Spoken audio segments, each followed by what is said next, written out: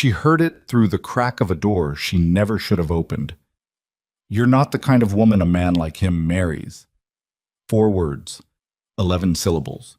And the entire architecture of everything Amara Brooks had let herself believe came down without a sound. She stood in the corridor of the most powerful building in Seoul, a city that had never owed her anything, and felt the particular cold of being seen clearly, not for who she was, but for what she would never be. The worst part wasn't the cruelty. It was that part of her already knew the woman was right. If this story already has you hooked, hit that like button right now and drop a comment with the city you're watching from.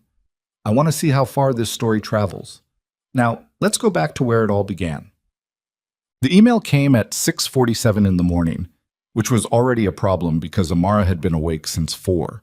She was sitting cross-legged on the floor of her rented studio in Mapogu, surrounded by fabric swatches she couldn't afford and sketches she hadn't slept enough to trust, when her phone lit up with a name that made her stomach tighten the way it always did when she knew something was about to cost her more than she was prepared to pay.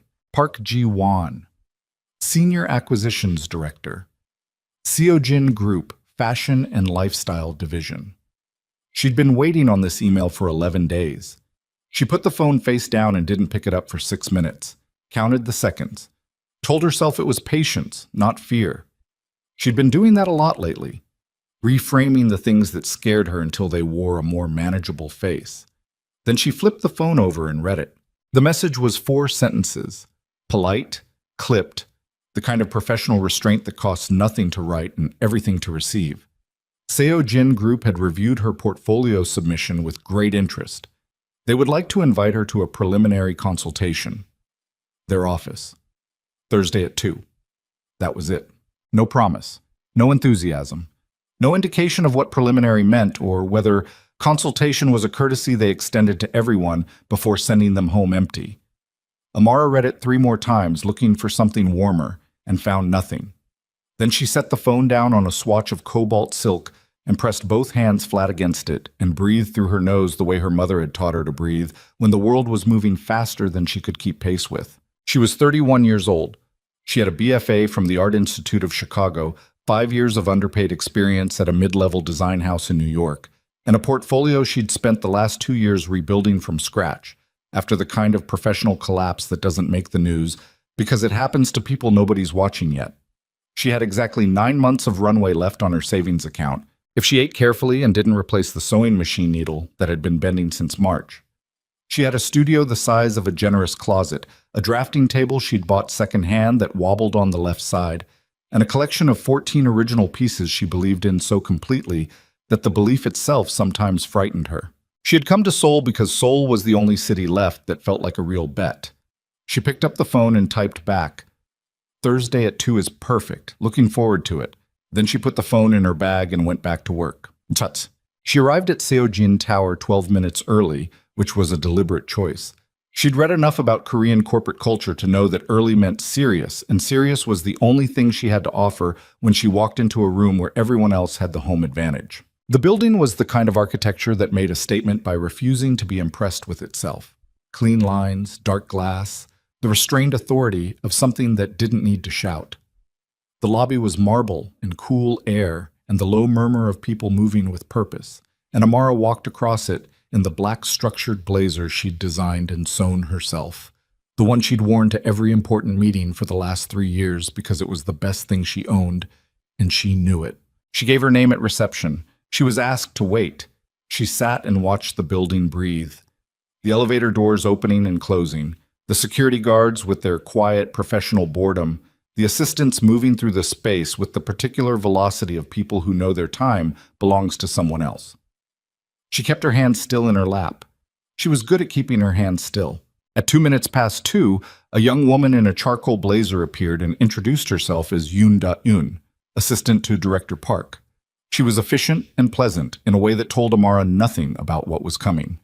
They rode the elevator to the 22nd floor in silence.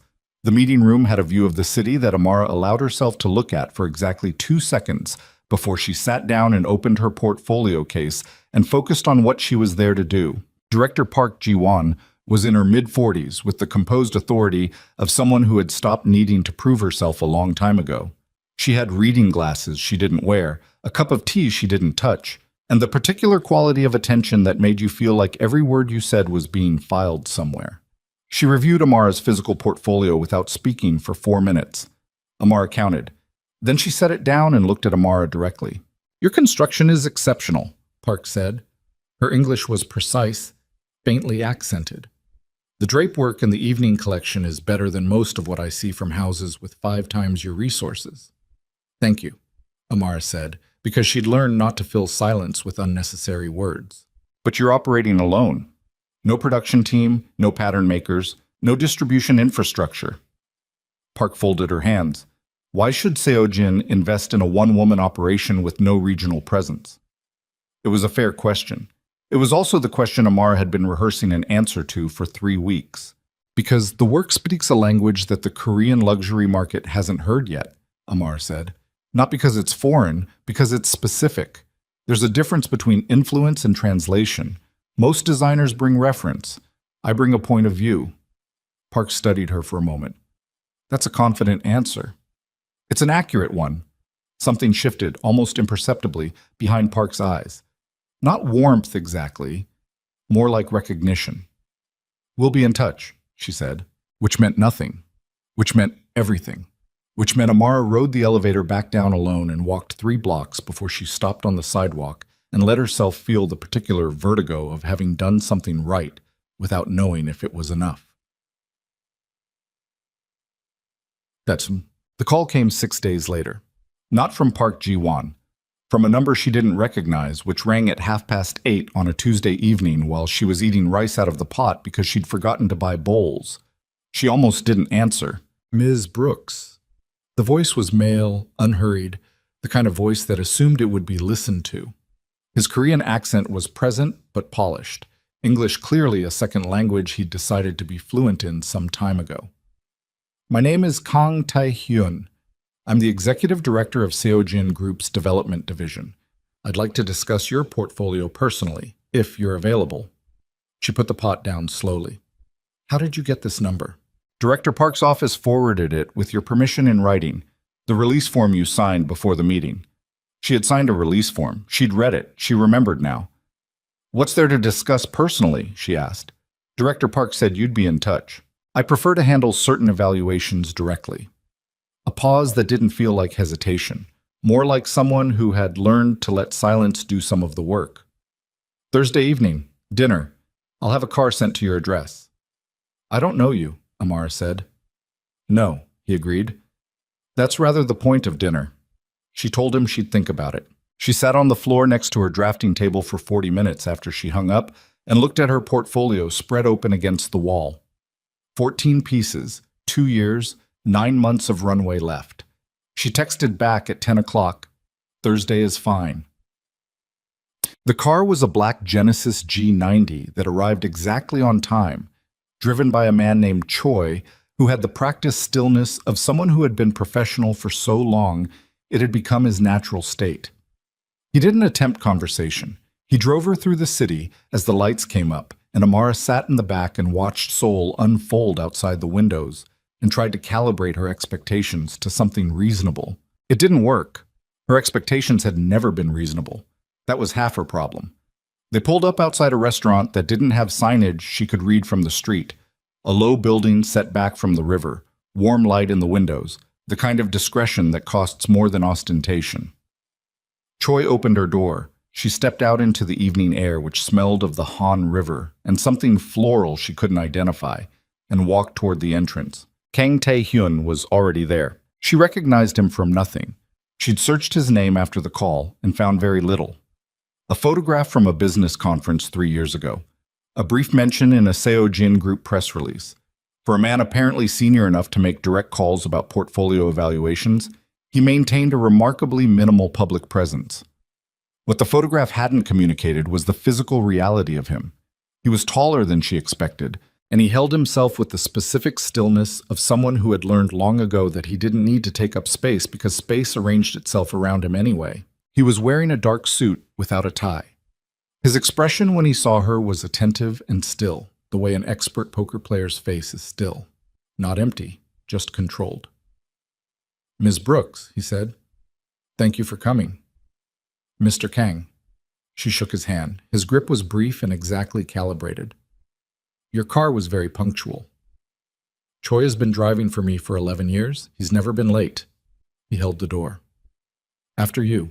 The interior of the restaurant was quiet in the way that only money could buy quiet. Not empty, but undisturbed.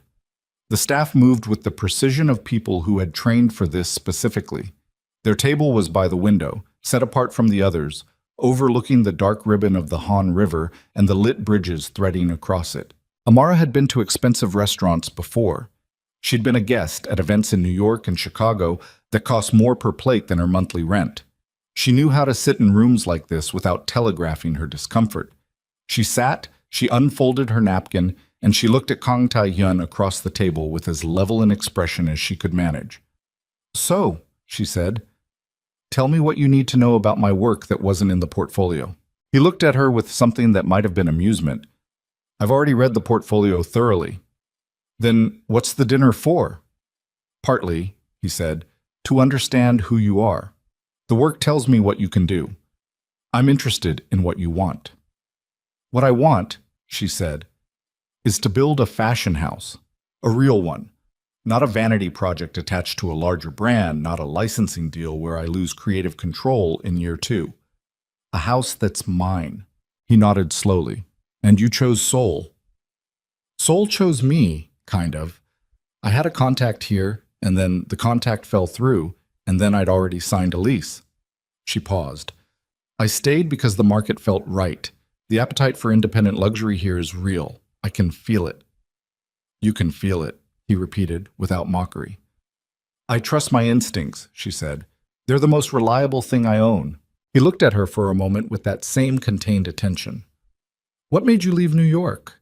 It was a direct question, and she recognized it as a test, not of facts, but of how honest she was willing to be with a stranger. I was at a house called Mercer Winter for 5 years, she said. I was their senior designer. I pushed for a collection that the creative director didn't want. He killed it. I pushed harder. He pushed back harder. I lost my job. She smoothed the edge of her napkin. The collection was good. I still think it was good, but I handled it wrong. I handled him wrong. I was 30 years old and I thought being right was enough. And now? Now I think being right is the starting point, she said. The rest is work. Tae-hyun picked up the menu and examined it with the same focus he'd been directing at her. My mother has been asking me for 2 years to bring someone worth meeting to this table, he said conversationally, as if this were a normal thing to say. She's going to be insufferable when I tell her about this conversation. Amara looked at him. This isn't a date. No, he agreed easily. It's a business dinner, but the two aren't mutually exclusive in my experience. He glanced up from the menu. Do you have dietary restrictions? She stared at him for a second, then said, No. Good.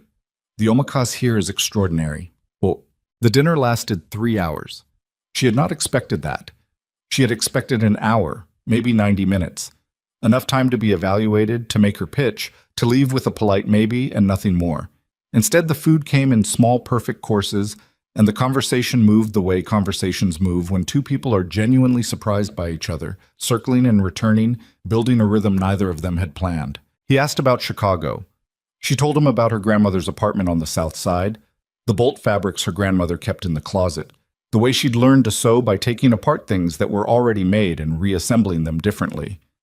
He listened in a way that felt complete, not politely, not performatively. Actually listening, the way people don't in rooms like this. She asked what he'd studied. Economics, then law. Then he'd come back to Seojin and spent 4 years working every division from the bottom, his father's insistence, a thing he'd resented at 24 and was grateful for at 36. Why grateful? She asked. Because I understand how things actually work, he said. Not how they look from a boardroom, how they work. There's a difference? He looked at her over his glass with something that took her a moment to identify as directness, so complete it felt almost intimate. There's always a difference, he said. The question is whether you care to look for it. She didn't answer that.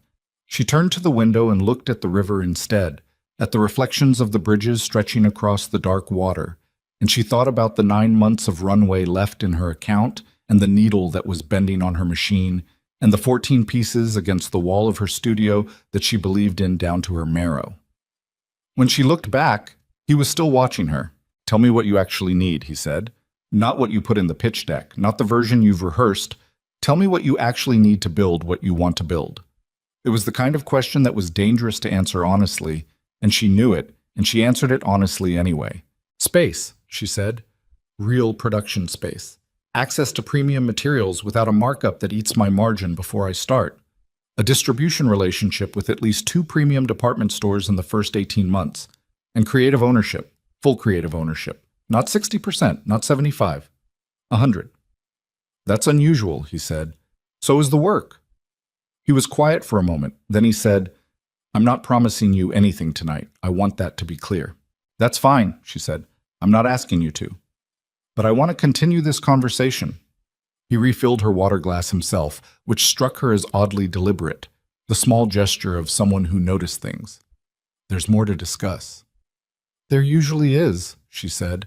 They stepped outside into the night air close to midnight, and she stood on the riverside walkway and felt the city around her in the particular way she only felt cities late at night, stripped of their performance, running on whatever they actually ran on underneath. Tae-hyun stood beside her, hands in his pockets, and said nothing for a moment, and the silence was not uncomfortable, which surprised her. "I'll have Choi take you home," he said. "You're not taking the car?" "I'll walk." He said it simply, like it was nothing. "I live close, and I like the river at night." She looked at him, this composed, contained man who ran divisions of a conglomerate and took dinners that lasted 3 hours and said things like, "I'm not promising you anything," with more honesty than most people managed in an entire relationship. "Thank you for dinner," she said. "Thank you for the conversation." He looked at her once more directly. "Thursday worked well. Let's not wait so long next time." Then he turned and walked away along the riverfront, hands still in his pockets, and the city wrapped around him and he disappeared into it. And Amara stood there for another full minute before she got into the car and let Choi drive her home through the lit Seoul streets. She pressed her forehead against the cold window glass and looked at the city moving past her and thought, "Don't do this." Then she thought, "It's probably already done." The next morning she found out. Not from him, from the general manager of the restaurant, who called the number she'd given for a reservation inquiry she hadn't made, a mix-up that unraveled into the truth without any particular drama. The restaurant belonged to Kang Tae-hyun. Had belonged to him for 7 years, the manager said, with the casual confidence of a man who assumed she knew. One of his private holdings. He rarely brought guests. She stood in her studio in the morning light with the phone in her hand and thought about the way he'd said, "I like the river at night. No ownership in it, just preference. No mention, no performance." She asked, carefully, how often he used the private dining room. The manager paused, then said, with genuine surprise coloring his voice, "In 7 years, to his knowledge, last night was the first time the executive director had brought a guest for dinner service. The first time." She hung up the phone. She stood there in the middle of her studio, surrounded by her sketches and her swatches and the wobbling drafting table, and she thought about what that meant and specifically about what it didn't mean, because she had been down the road of reading too much into things before, and she knew exactly where that road ended. It ended in a New York apartment at 2 a.m, going through your own work with the particular brutality of someone who has recently discovered they trusted the wrong thing. She picked up a pencil. She went back to work. But the information sat somewhere in the back of her chest like a stone she hadn't decided what to do with yet. Warm, inexplicably warm. Over the following 2 weeks, she met with the Seojin group team 3 more times. Once with Park Ji-won and 2 members of the acquisitions committee. Once with the legal team to review preliminary partnership frameworks. Once with a real estate specialist who showed her 3 potential studio locations in the Gangnam and Seongsu districts without indicating which direction the decision was moving in. Tae-hyun attended none of these meetings. He texted her on the 4th day after the dinner, just, "Hope the studio search is going well. The Seongsu locations are worth a second look." She stared at the text for longer than she wanted to admit, and then typed, "Noted. Thank you." and then sat with her phone in her hand, feeling the particular frustration of a woman who has made a promise to herself about the road she's not going to take again, and keeps finding herself standing at the entrance to it. He texted 3 more times over the following week and a half. Once about a particular fabric supplier she'd mentioned in their dinner conversation, whose contact information he passed along without comment. Once with a single photograph, the Han River at 4 in the morning, taken from somewhere she didn't recognize, the water very dark, and the city lights very bright, no caption, no explanation.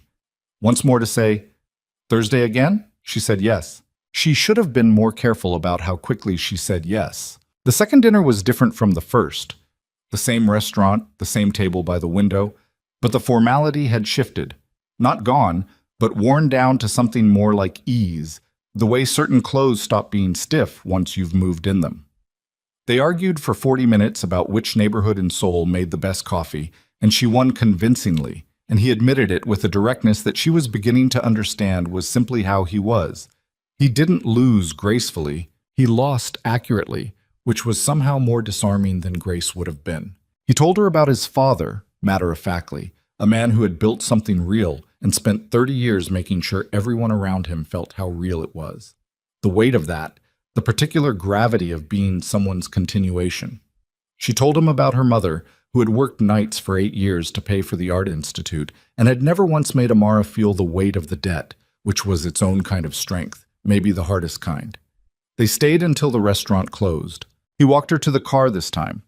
On the sidewalk outside in the cool air, he stopped and looked at her for a moment and said, "This is becoming a habit." "It's only the second time," she said. "That's enough to qualify," he said. She looked back at him and thought, "Don't." And then thought, "You're already doing it." And then got in the car. She was sketching at her drafting table at 7 in the evening, 11 days later when Han Mira walked in. Han Mira was executive director of Seojin Group's Strategic Partnerships Division. She was also, as Amara would come to understand more fully later, the architect of a great deal of what moved inside the building. Not in the official sense, but in the older, quieter sense of a woman who had spent 20 years making herself indispensable to the people who mattered and knew precisely how to use that indispensability. She came alone, which was unusual. She stood in the doorway of Amara's rented studio and looked at the space, the sketches on the walls, the fabric bolts on the shelves, the drafting table with its wobble, with an expression Amara could not immediately read. "Ms. Brooks," she said, "I apologize for the intrusion. Do you have a few minutes?" Her English was flawless. Her expression was pleasant. Everything about her was calibrated and nothing about her felt warm. "Sure," Amara said. She didn't stand. She put her pencil down on the table and looked at Han Mira across the studio. "What can I do for you?" Han Mira stepped inside, slowly, moving around the perimeter of the space the way someone does when they're assessing rather than visiting. She looked at the sketches without comment. She touched nothing. "I wanted to speak with you informally," she said.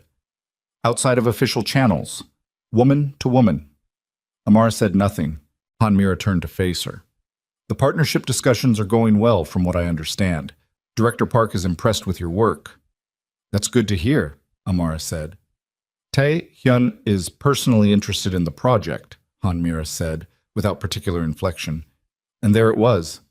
The first name, deliberately deployed, a small act of territorial marking so subtle that only another woman would recognize it for what it was. "I know," Amara said. "He's been part of the conversations." "He's been more than that."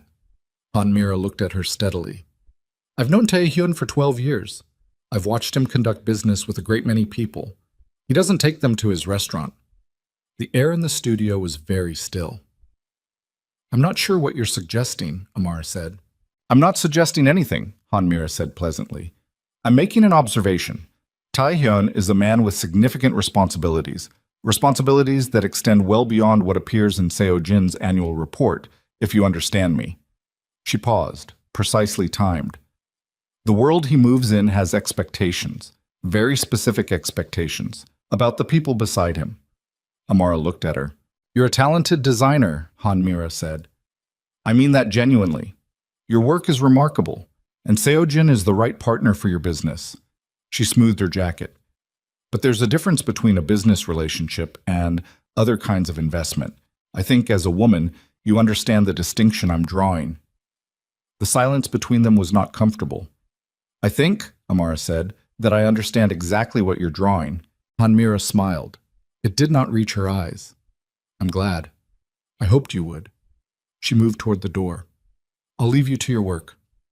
I'm sorry again for the intrusion." After the door closed, Amara sat for a long time without moving. The sketches on the wall looked back at her. The wobbling drafting table held its shape. The studio was the same as it had been an hour ago. Her work, her space, her 9 months of runway that had just ticked down to 8. She picked up her pencil. She put it down again. She thought about the restaurant, about the river at 4 in the morning, the photograph with no caption, about the way he'd said, "I already know what you want, not I need to understand what you want," which was the kind of difference that mattered.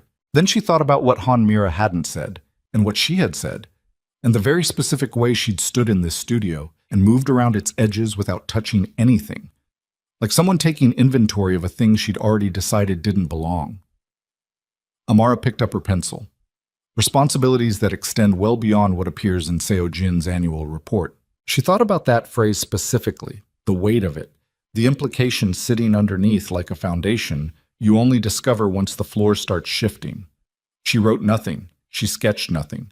She sat in the studio in the quiet of a sole evening, and for the first time since she'd arrived in the city, let herself consider the real shape of the thing she might be walking into. Then her phone lit up. One message. From a number she now had saved. Thursday? She looked at the word for a long time. She did not answer that night, and the silence between the message and her response was only 10 hours long, which was, all things considered, not nearly long enough, because what she should have needed was weeks. What she should have needed was the kind of careful distance that keeps a person from making the same mistake in a new city with a new face wearing the same old costume. She typed, "Thursday works." She put the phone face down on the drafting table. Outside, Seoul kept moving in the dark, indifferent and radiant, the river threading through it like something that had always been there and intended to stay. She did not sleep well. She did not know yet about the Baeko syndicate. She did not know yet about the kind of loyalty Kang Tae-hyun commanded, or the kind of fear his name generated in rooms she had not yet been permitted to see. She did not know about the meeting that had taken place 9 days ago in a building with no public address, or the decision that had been made in that meeting about a business rival who had subsequently made the particular mistake of testing what happened when you pushed against something that didn't move. She didn't know any of it. She knew a man who had walked alone along the river at midnight and sent her a photograph of it at 4 in the morning and listened when she talked the way people don't. In the morning, a black Genesis G90 would pull up outside her building precisely on time and take her somewhere she hadn't been taken before, and the city would be doing what it always did. Running, vast and bright and indifferent, and she would sit in the back seat with her hands in her lap and feel the vertigo of someone who has stepped deliberately off a ledge and is still waiting to find out what the landing will cost. The cost was coming. She just didn't know yet that it wouldn't arrive the way she was expecting it. Not in the form of a business decision or a professional disappointment or the quiet erosion of something she'd let herself want. It would arrive in the form of Hanmira's voice through a door she hadn't meant to stand beside. And it would arrive on a night when everything had finally started to feel possible, and it would take less than 10 words to undo what months had built. But that was still ahead. For now, in the quiet studio, the sketches waited on the wall and the river moved in the dark outside. And Amara Brooks sat with her hands flat on the drafting table and listened to a city that didn't know her name yet, and thought about what it would take to make it learn. Thursday arrived the way difficult things usually do, on time, without warning, wearing a perfectly ordinary face. Amara was dressed and ready 20 minutes before the car came, which she told herself was efficiency and knew was anxiety. She'd been awake since 5, not because she couldn't sleep, but because sleep had stopped feeling like the right use of her body.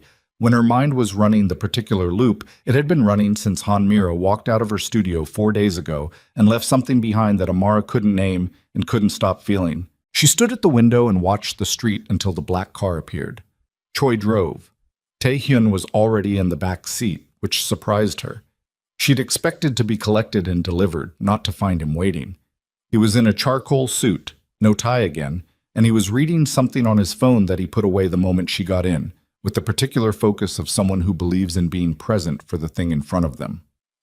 Good morning, he said. Where are we going? She asked. I'd rather show you than tell you.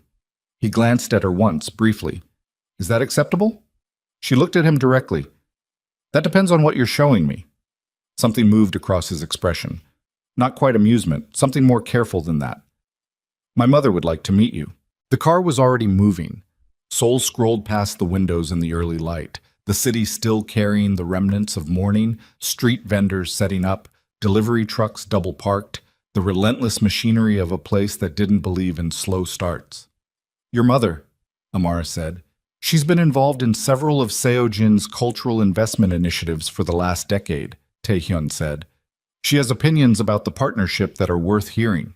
You're taking me to meet your mother on a Thursday morning without asking first. I'm asking now. You're telling now. He looked at her. Would you have said no? She turned to the window. That's not the point.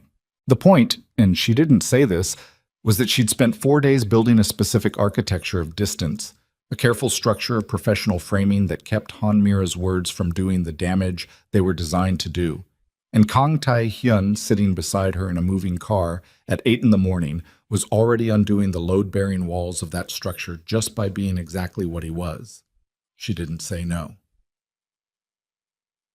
Madam Kang Soon-hee was 63 years old and had the specific quality of a woman who had been beautiful for so long that beauty had become simply one of her characteristics, like her posture or her diction, neither emphasized nor abandoned. She received them in a sitting room at the top of Seojin Tower that looked nothing like a corporate space. There were flowers, real ones, and objects that had been collected rather than curated, and light that came through sheer curtains in a way that softened the city outside into something almost impressionistic. She stood when Amara entered. That small gesture, the deliberate courtesy of it, caught Amara off guard in a way that the room itself hadn't. Ms. Brooks, Madam Kang said in English that was more formal than her son's but equally precise, I've been looking at your work for the last 3 weeks. Please sit down. We have things to discuss.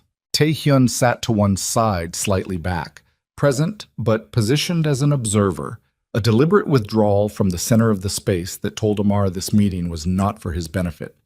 Tea was brought.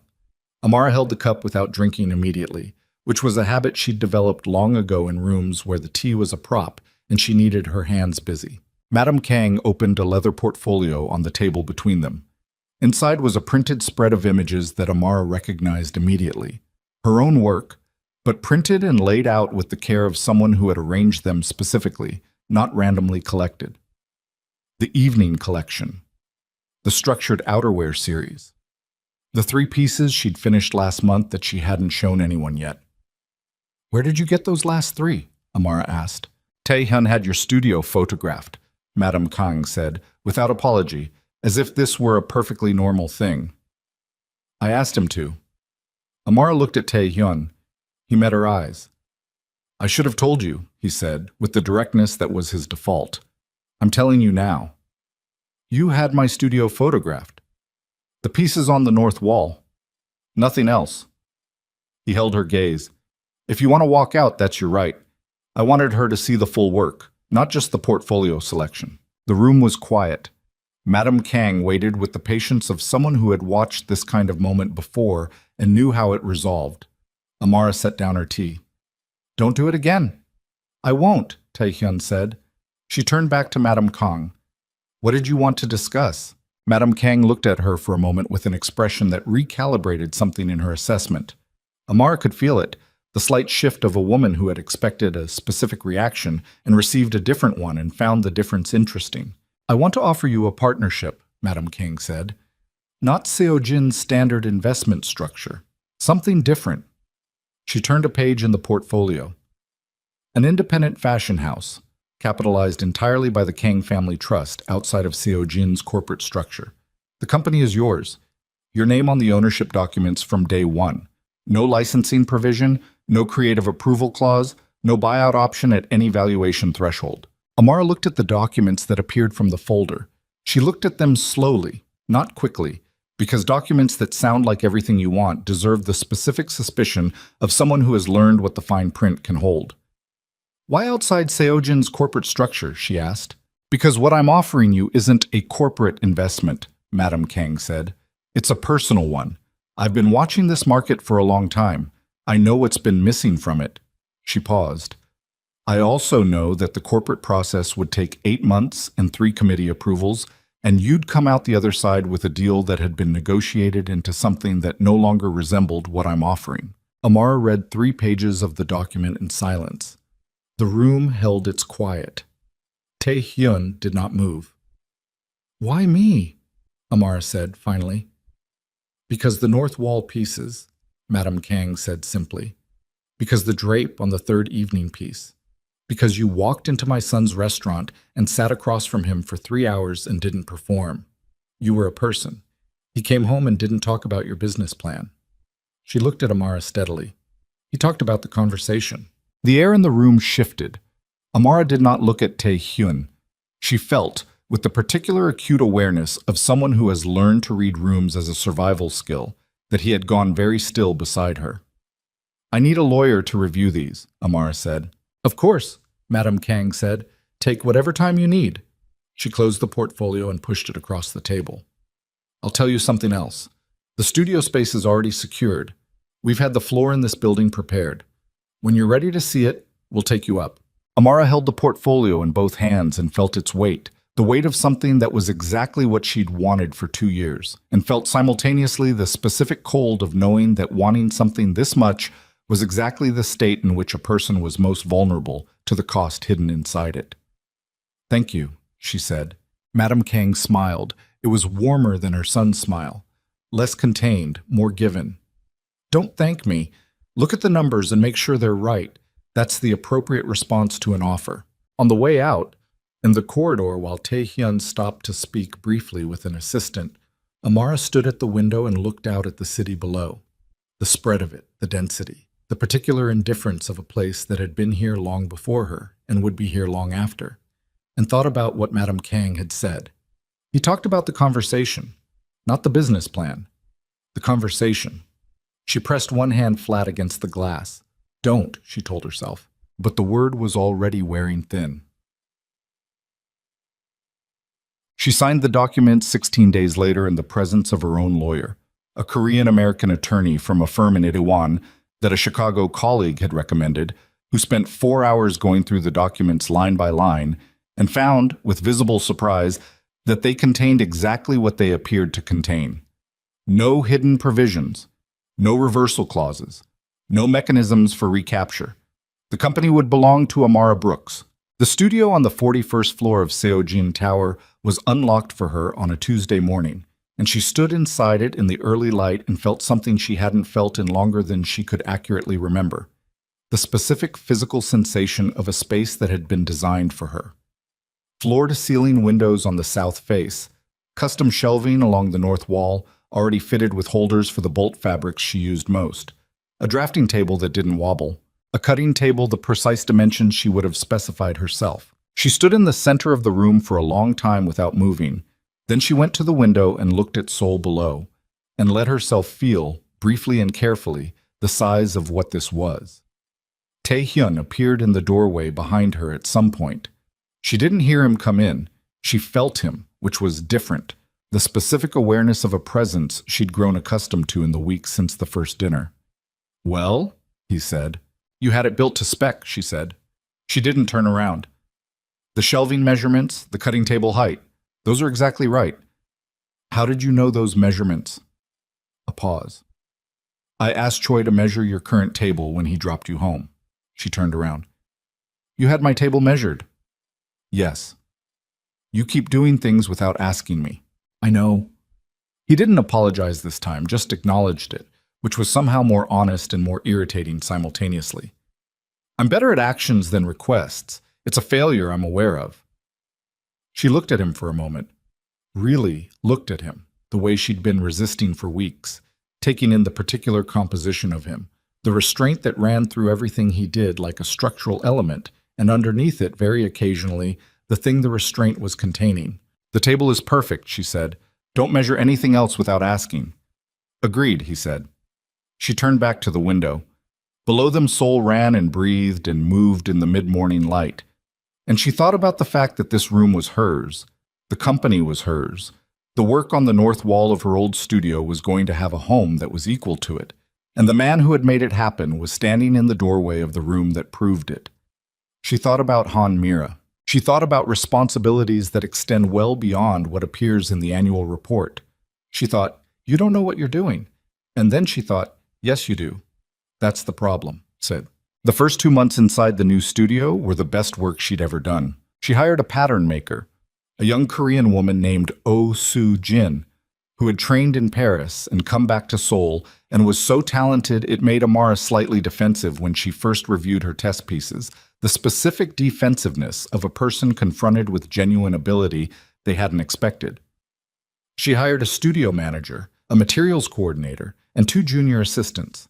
She sourced fabric from 6 new suppliers, 3 of them relationships that Madame Kang's network had opened that Amara would have spent a year trying to access on her own. She built. That was the only word for it. She built with the intensity of someone who had been waiting to do exactly this for longer than was comfortable to admit. And Tae-hyun was there. Not constantly, not obtrusively, but consistently. In the way that water is consistently present, you don't notice each individual moment, but you notice when it's gone. He appeared some mornings with coffee, 2 cups, the kind she'd mentioned once in passing. He sent lunch on the days when Oh Soo-jin texted him. Amara learned this later, that Soo-jin had his number and used it specifically for this purpose, because Amara forgot to eat when she was deep in construction. He came by the studio twice in the early weeks to look at the progress, standing back and looking without comment, because he understood instinctively that the right response to watching someone build something real was to not interfere with it. Once, late in the 2nd month, a shelving bracket came loose on the north wall. Amara found a ladder and was 3 rungs up it before Tae-hyun appeared in the doorway. He crossed the room in about 4 steps, said nothing, took her hand, not roughly, just with the particular authority of someone who has decided something, and helped her down, and then fixed the bracket himself with tools he apparently kept in his car, because when she asked, he said Choi's car has a basic kit. I prefer things to work. She stood behind him and watched him work, and did not say anything about the fact that this was not what executive directors of development divisions did on a Wednesday afternoon, because she was starting to understand that the categories she was trying to put Kang Tae-hyun into did not quite fit him. You know how to use those, she said when he climbed down. My father believed that a man who couldn't fix things himself was a man who was always dependent on other people's timing. He tested the bracket, solid. I agreed with him about that at least. What didn't you agree with him about? He looked at her over his shoulder. A pause, brief but real. A number of things, he said, some of which no longer matter. She wanted to ask more. She didn't. She'd learned to read the specific quality of his silences by now, the ones that were closed and the ones that were simply waiting. And this one was closed, so she put her hands in her pockets and let it be. That evening, she stayed late at the studio, long past when Soo-jin and the others had gone home. The city at night below her window was the city she'd started to know, its particular rhythms and registers, and she stood at the glass with a pencil in her hand and felt, for the first time since she'd arrived in Seoul, that she was exactly where she was supposed to be. She was also, somewhere beneath that feeling, afraid of it. Han Mira reappeared on a Wednesday in the 3rd month, not in person this time. Through a meeting invitation that appeared in Amara's calendar without prior discussion, scheduled by Seo-jin's internal coordination team, titled Strategic Brand Positioning, Multi-Stakeholder Alignment, which was the kind of title that meant nothing and everything. The meeting was on the 35th floor, in a conference room that faced east. When Amara arrived, Han Mira was already there, and so was Director Park, and 2 people from the marketing division, and Amara registered this in the specific way the body registers a thing before the mind has processed it. Yoon Seo-ah. She'd heard the name. She'd heard it in the context of the Meridian Group acquisition that Seo-jin was currently negotiating, the largest deal the company had pursued in 4 years, a multinational transaction that had been occupying half the corporate floor for the better part of 2 months. Seo-ah was the lead corporate strategist. Amara had seen her photograph in an internal document that had crossed her desk during a brand positioning review. She was 34, Korean, educated in London and Hong Kong, And in the photograph, she had the composed elegance of someone who understood exactly how they appeared in a room. In person, she was more than the photograph. Not theatrically, she wasn't performing anything. She simply occupied space with the ease of someone who had earned it. She extended her hand to Amara when they were introduced and said, "I've seen your new collection sketches. The structural approach is extraordinary." And meant it, because Amara could tell the difference between the kind of compliment that was strategically deployed and the kind that came from genuine recognition. The meeting was about brand alignment between Amara's fashion house launch and Seojin's ongoing corporate identity campaign.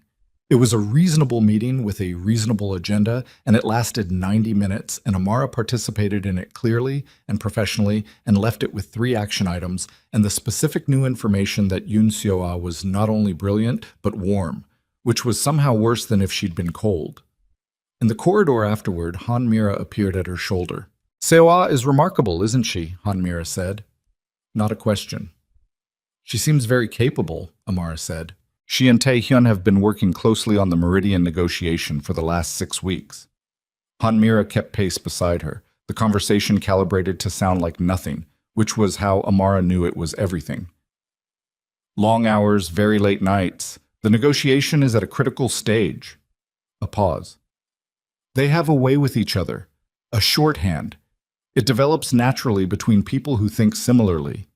Amara kept walking. Her face was steady. Her hands were steady. "That's useful in a business context," she said. "Yes," Han Mira said. "Among others." She peeled off at the elevator. "Good luck with the launch preparation, Ms. Brooks." Amara took the stairs. She walked down 6 flights without stopping, the stairwell cool and concrete and indifferent around her. And by the time she reached her floor, her heartbeat had steadied, and her hands had stopped wanting to be fists, and she had arrived at the specific cold clarity of a woman who has heard something designed to hurt her and is deciding what to do with it. She went back to the studio. She sat at her drafting table. She did not pick up her pencil. She thought about 6 weeks of long hours and late nights. She thought about a shorthand that develops naturally. She thought about the photograph of the river at 4 in the morning and the way he'd said, "I already know what you want," and the bracket on the north wall, fixed on a Wednesday afternoon when he had approximately 10,000 better uses of his time.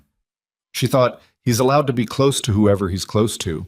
You haven't asked for anything. He hasn't promised anything. She thought, that's true. She thought, it doesn't help. That night, Taehyun texted at 9:30, "Just still at the studio?" She looked at the message for a long time. She typed back, "No, heading home. Long day." He responded, "Get some rest. The new collection is going to be extraordinary." She put the phone face down on the table and looked at the north wall of her studio, the newest sketches pinned there, and felt the particular loneliness of being in a room full of your best work and having it feel, in this specific moment, like not quite enough. The next 4 weeks had a texture she would have difficulty describing later. On the surface, everything continued.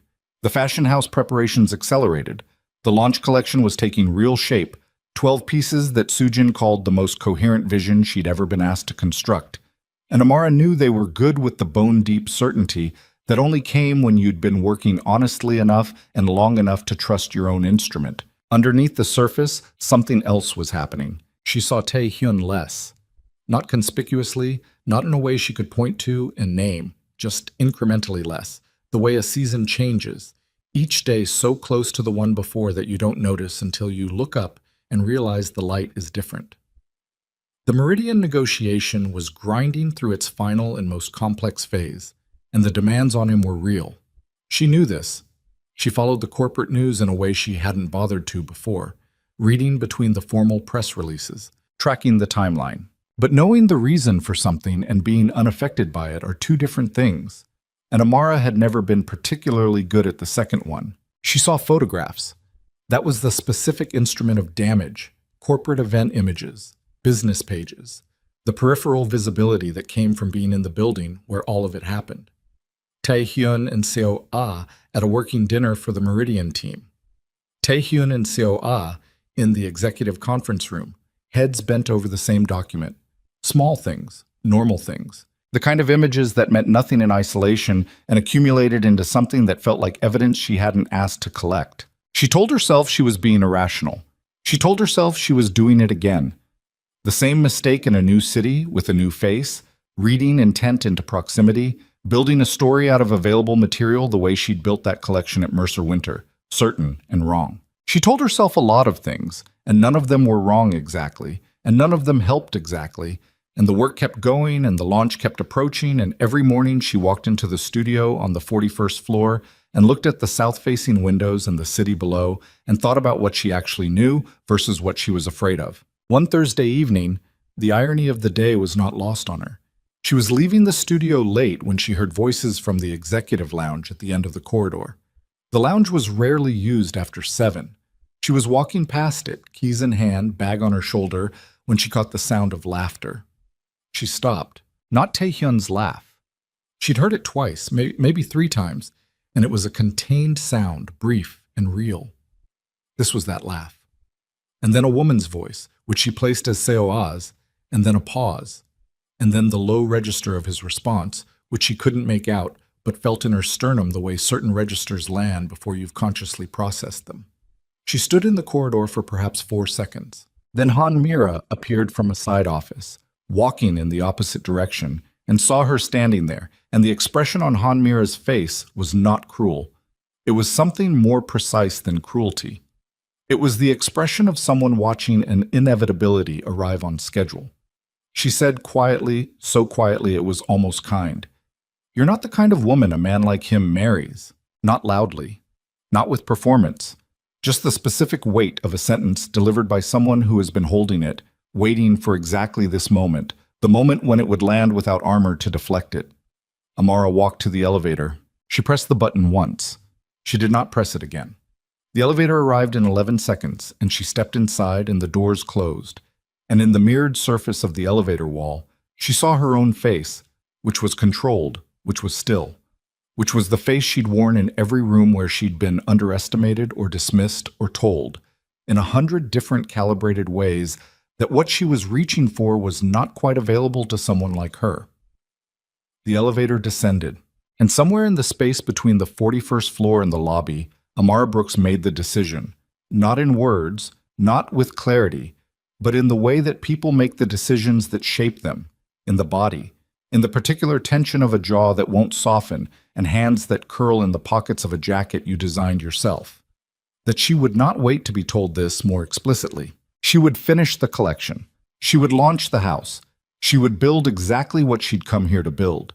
And she would do it without letting herself need anything from Kang Tae-hyun that he hadn't offered, and she couldn't afford to. She didn't sleep that night, not even close. She lay on her back in the dark of her apartment, the new one, the one she'd moved into 2 months ago when the studio income started covering real rent, with windows that faced the river and a bed she'd actually bought new instead of inheriting from a previous tenant, and stared at the ceiling and listened to Seoul doing what Seoul did at 2 in the morning, which was refuse to be quiet, which was run its trams and its delivery bikes and its particular urban insistence on continuity. And she matched her breathing to it, and thought about nothing and thought about everything, and specifically thought about 11 syllables in a corridor and the face of a woman who had been waiting to say them. "You're not the kind of woman a man like him marries." She turned the phrase over like a stone, looking at its underside. Not for the wound in it. She'd felt the wound. She knew the shape of it, but for what it actually meant. What Han Mira had actually been telling her. Because there were 2 ways to hear it, and she'd only let herself hear one. The one that was about her, about what she was and wasn't, and what rooms she did and didn't belong in. The other way was about him, about what a man like him meant. She'd been careful not to look too directly at that phrase, the way you're careful not to look directly at certain lights. A man like him. Responsibilities that extend well beyond what appears in the annual report. The restaurant that no one apparently knew about until they were invited to it. The security that wasn't quite corporate.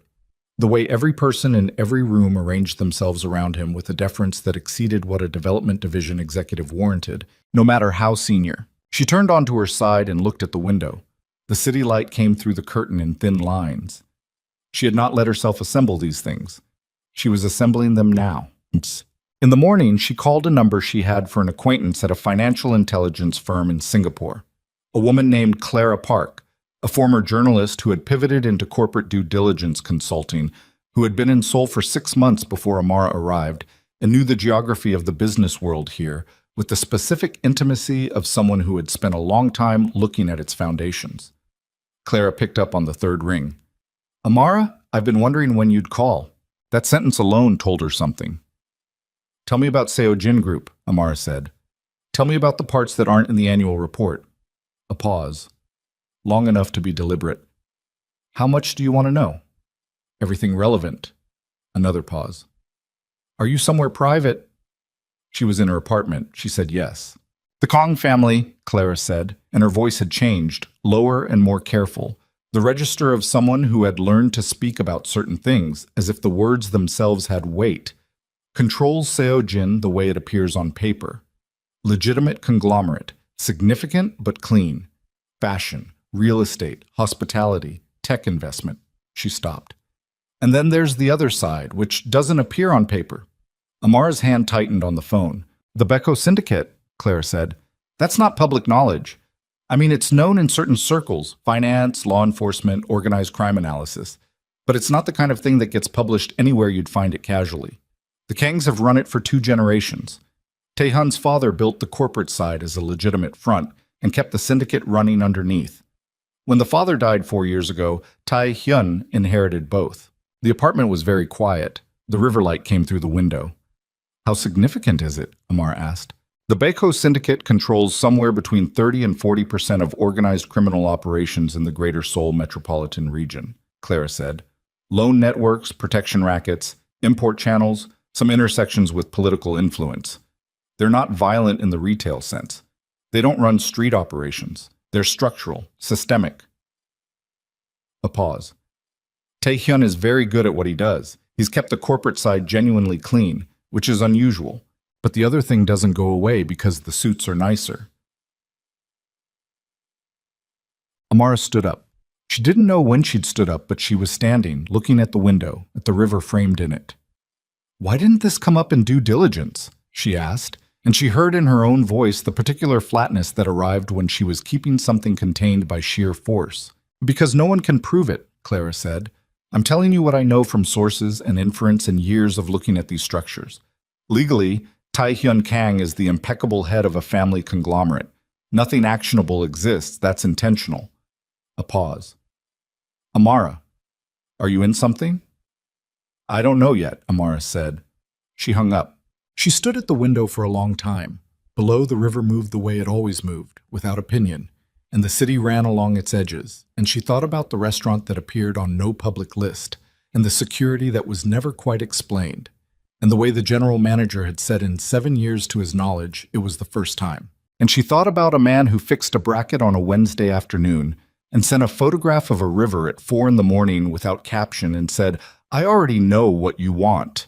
She thought about the company, her name on the documents, the 41st floor studio. She thought about what it meant to have your dream handed to you by someone whose other hand was holding something you didn't know about. She picked up her bag. She went to work because there was nothing else to do, and because the alternative was to sit in the apartment and let the things she'd just learned rearrange everything she'd built in the last 3 months, and she was not prepared to let that happen yet. She needed to see it from the studio. She needed the distance of the work. But Sujin was already at the cutting table when Amara arrived. The launch was 6 weeks out. The collection was 11 pieces complete and 1 in construction, and the 1 in construction was the centerpiece. A structured evening coat in deep burgundy that Sujin had been working on for 3 weeks with the focused intensity of someone who understood they were building something that would define the collection's argument. Amara stood in the studio doorway and looked at her work on the walls and felt, alongside everything else, the specific clarity of it. The work was good, it was genuinely good, and it was hers. And those facts existed independently of who had given her the room to make it in. But independently was a word that was getting more complicated by the hour. She sat at her drafting table. She did not pick up a pencil. Sujin glanced at her once, read the room accurately, and said nothing. At 11:30 her phone rang. Taehyun. She looked at his name on the screen for 4 full rings. Then she answered. Are you free this afternoon? He said. There's something I'd like to talk through. Her voice came out steady. She was good at steady when she needed to be. I'm in the studio all day. The launch prep is in final phase. I know. I won't take much time. A pause. I've been absent. I'm aware of that. The Meridian negotiation has been, you don't have to explain your schedule to me, she said. A beat of silence, something in it that she couldn't read through the phone. Amara, he said, and the use of her name without preamble had a weight to it she wasn't prepared for. I'd like to see you. I'm at the studio, she said. You know where that is? She hung up. Sujin said, very quietly, without looking up from the coat, Do you want me to take a lunch break? No, Amara said. Stay. Go up. He arrived at 1:15. He was in a dark jacket, no tie, and he looked tired in a way she hadn't seen before. Not physically depleted, but the specific tiredness of someone who has been operating at a level of sustained intensity that doesn't show until it does. He closed the studio door behind him and stood inside it and looked at her across the room. Sujin gathered her materials with the practiced efficiency of someone who had decided to need something from the supply room regardless of what was actually in the supply room, and left. The studio was quiet. The city below continued. You heard something, Taehyun said. Not a question. Amara turned in her chair to face him. She kept her hands in her lap and her voice level and looked at him directly. Tell me about the Baeko syndicate. The room did not change. He did not flinch, did not shift, did not perform surprise. He stood in the same place and looked at her with the same contained attention and breathed once, slowly, and then said, Where did you hear that name? Does it matter? It matters for their safety, he said, and the directness of it, the immediate practical specificity of the response, told her more than a denial would have. A source I trust, she said, outside of Seoul. They're not in your world. He moved then, not toward her, just to the window, standing beside it with his hands in his pockets, looking out at the city with an expression she couldn't read from the angle. I wasn't going to tell you yet, he said. Yet, she repeated. There's a right way to have this conversation, he said. I've been trying to find it. What does that mean? He turned from the window and looked at her.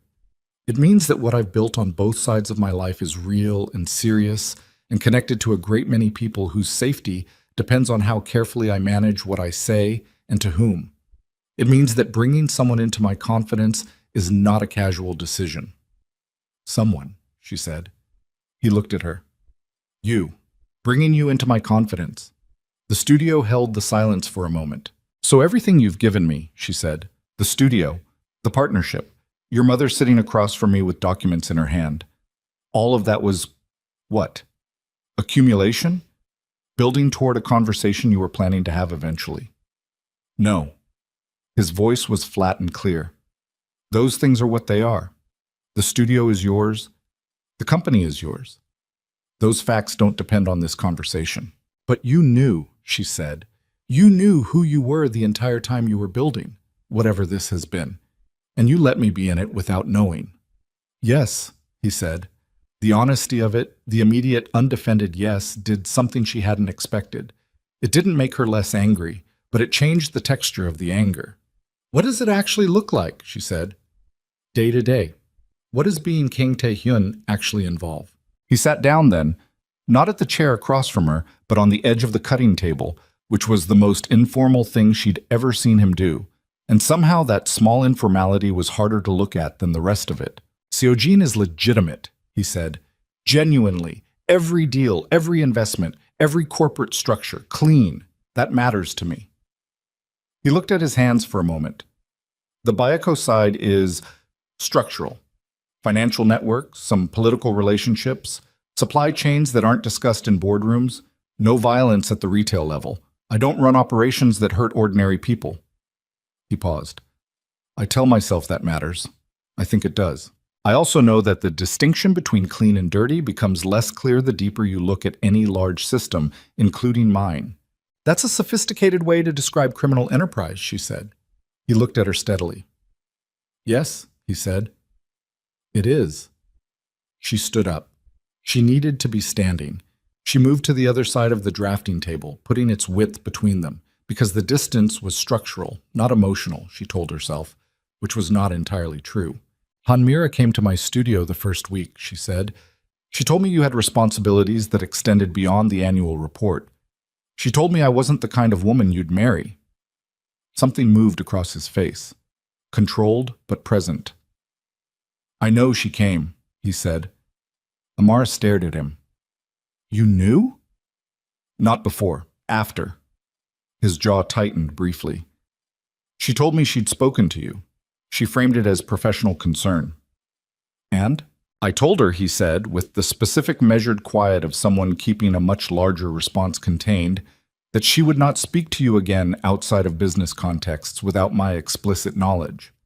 That's not the point, Amara said. The point is that she knew. She knew what you were, and she came to warn me off, and you knew that, and you didn't. You never— I know, he said. Stop agreeing with me.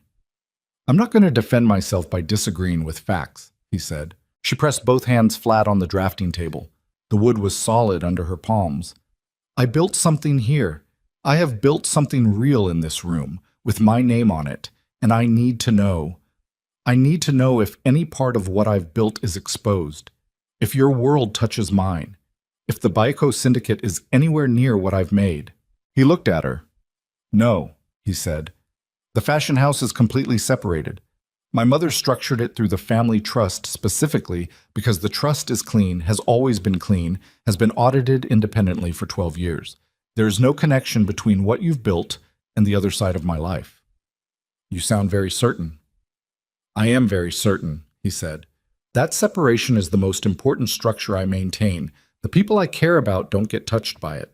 The word care sat in the air between them. I need you to leave, she said.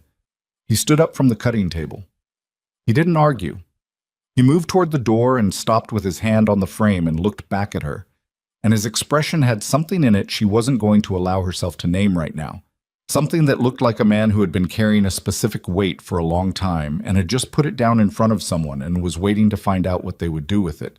The collection is going to be extraordinary, he said. Nothing changes that. Go, she said. He went. Person. Sujin came back 15 minutes later. She came in quietly, set down her things, and looked at Amara with the direct, uncomplicated assessment of a woman who was 27 years old and had already learned that most complicated situations were actually simple if you looked at what was actually there instead of what you expected. Are you okay? Sujin asked. No, Amara said.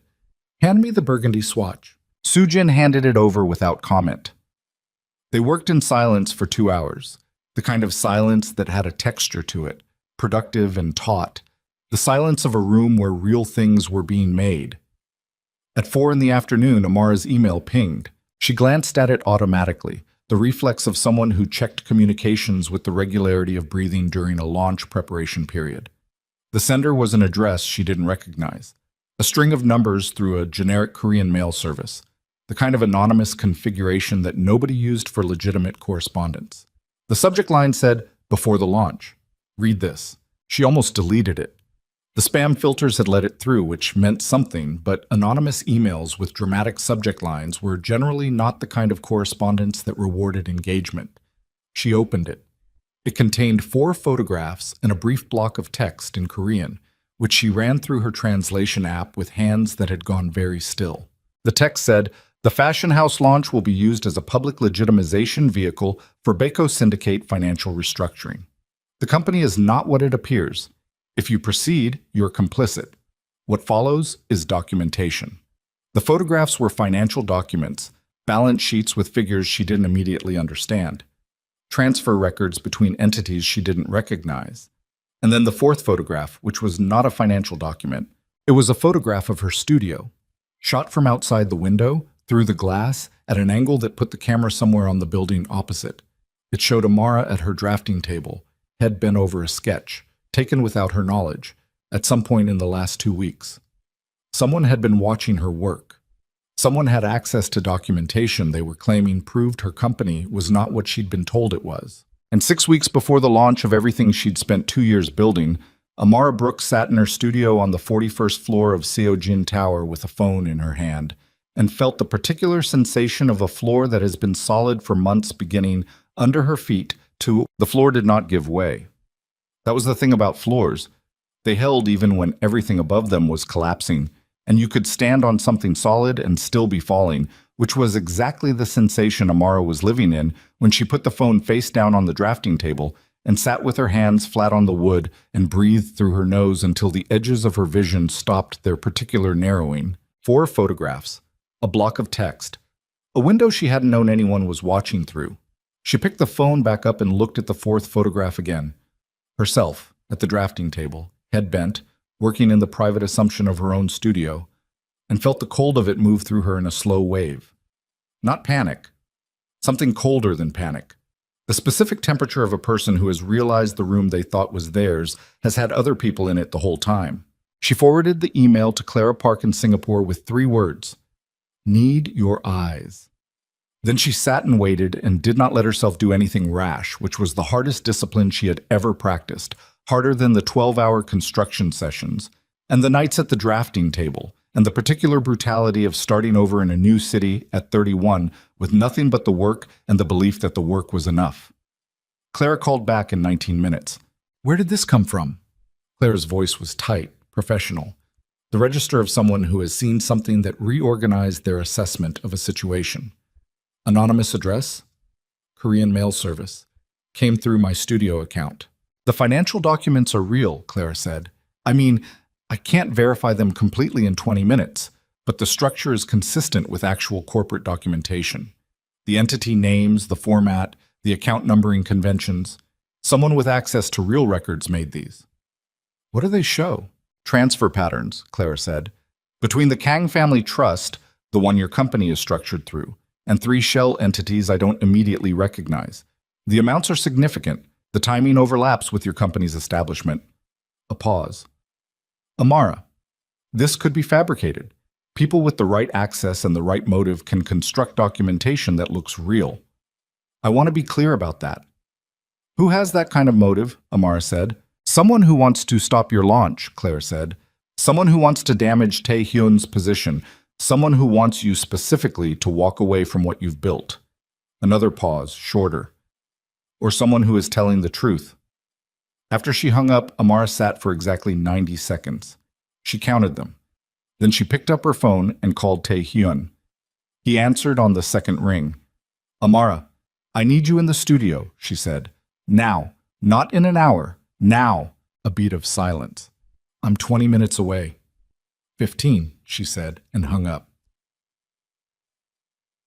He made it in 13.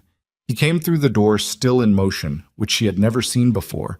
Tae-hyun, who moved through every space with the deliberate economy of someone who had learned that urgency was a form of vulnerability. He was breathing slightly harder than usual, and his jacket was open, and he looked at her across the studio with the specific alertness of a man who has received a message in a woman's voice that told him everything and nothing simultaneously. Soojin was not in the room.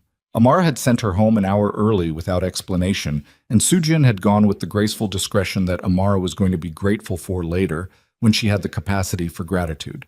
She held the phone out, screen facing him, the email open. He took it. He read it. He looked at the photographs, each one, carefully, with the focused attention of someone processing at speed while keeping the processing invisible. When he got to the 4th photograph, her, at the drafting table, through the glass, something happened in his jaw. A brief tightening that was the most visible anger she had ever seen him display. He handed the phone back. The financial documents, she said. Are they real? He looked at her. No. How certain are you? The account numbers reference entities that don't exist in the trust structure, he said. Whoever built these had partial access to real documentation and fabricated the rest. It's sophisticated work, not perfect. Who did it? He was quiet for a moment. The city ran below them in the late afternoon light. I have a reasonable idea, he said. Tell me. Lee Byung-soo, he said. He runs the Chungwol network, a competing syndicate. We've been in a territorial dispute for 18 months over 3 districts in the northeastern sector. The Meridian deal, if it closes, gives Seojin's legitimate holdings enough regional expansion to shift the economic balance in those districts. He paused. He's been looking for a pressure point, something personal, something that would make me compromise the Meridian timeline or fracture the trust structure. Amara stared at him. He's using me. Yes. He's been watching my studio. Yes. The word came out flat and hard. That won't continue. That's not... She stopped, pressed her hand against her sternum, once, a small physical act of containment. That's not the point right now. The point is that 6 weeks before my launch, there is documentation in circulation, real or fabricated, that connects my company to syndicate financial restructuring. And even if it's fabricated, if it reaches the press, if it reaches the department stores I've built relationships with, if it reaches the fashion media that's already started covering the house, I know, he said. Everything I've built, she said, and her voice stayed level, which cost her more than she was going to disclose, could be destroyed, not by the truth, by the appearance. I know, he said again. He took a step toward her. I'm going to fix this. How? Lee Byung-soo wants leverage, he said. He's miscalculated what he's willing to do to get it and what I'm willing to do to prevent it. I'm going to make those two things very clear to him. What does that mean? She said. Concretely, what does that mean? He looked at her, and for the first time she saw it without the restraint. What lived underneath the controlled surface, the thing that made every person in every room arrange themselves around him. Not cruelty.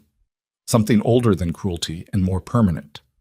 The specific quality of a man who has spent years making decisions that had actual consequences for actual people, and has made peace with what that requires. It means, he said carefully, that I will handle it in the way my world handles things, and that you don't need to know the specifics. I'm not a child, she said. No, he said.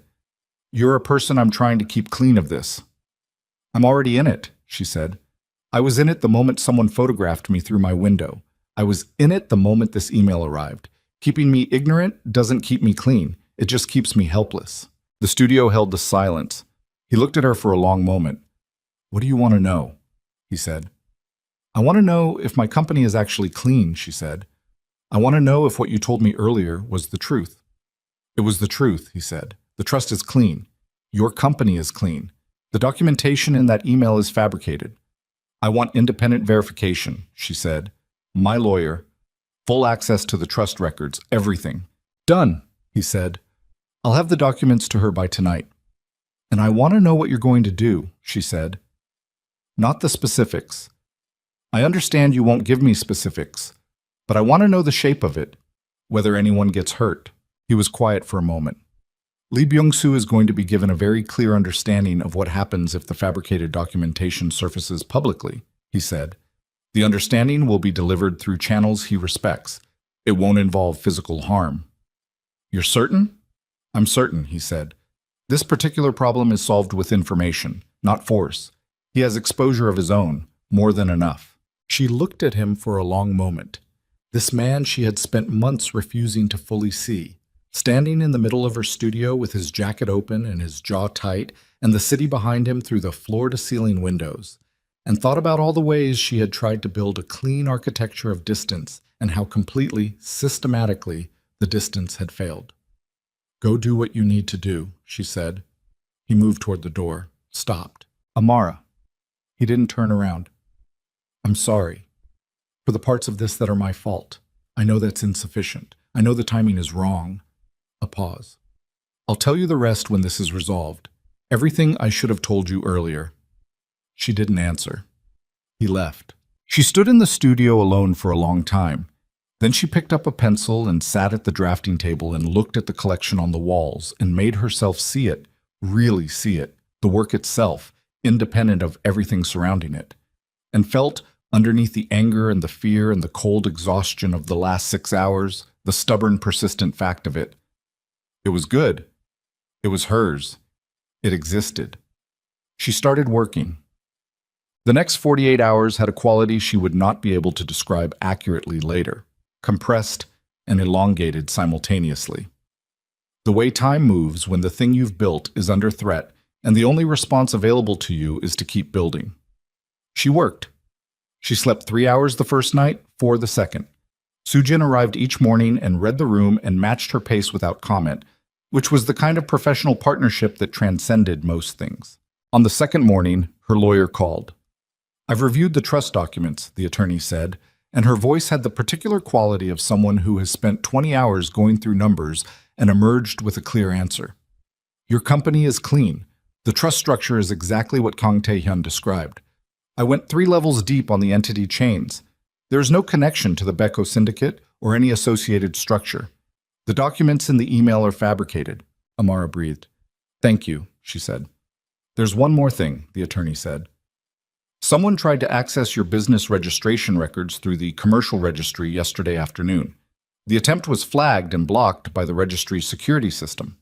The access request came from an IP address associated with a legal firm in Gangnam that I'm told is a known front for the Chungwol network.